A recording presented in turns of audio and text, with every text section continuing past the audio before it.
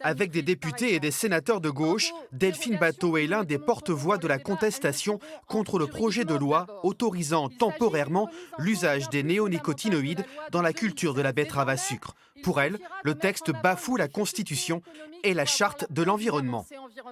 L'objet de la loi est au contraire de décider d'une pollution volontaire avec un poison sur lequel les connaissances scientifiques aujourd'hui montrent qu'il y a une conséquence directe des néonicotinoïdes dans l'effondrement des populations d'insectes.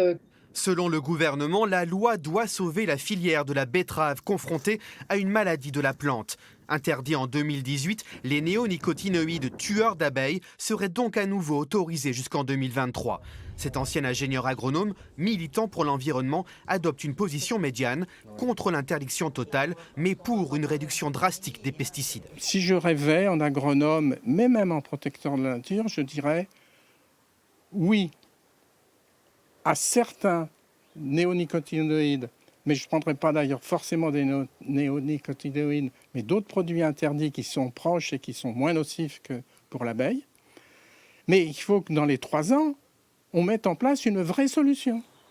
Pour la députée des Deux-Sèvres, le combat contre cette loi doit se mener au plus haut niveau. Si celle-ci n'est pas censurée, ça veut dire qu'à l'avenir, dans tous les domaines, il pourra y avoir des régressions environnementales graves et que ce ne serait pas contraire à la Constitution. Donc c'est là que la décision est attendue et qu'elle va être importante non seulement pour ce projet de loi, mais aussi pour les lois futures. Le Conseil constitutionnel dispose d'un délai d'1 mois pour se prononcer.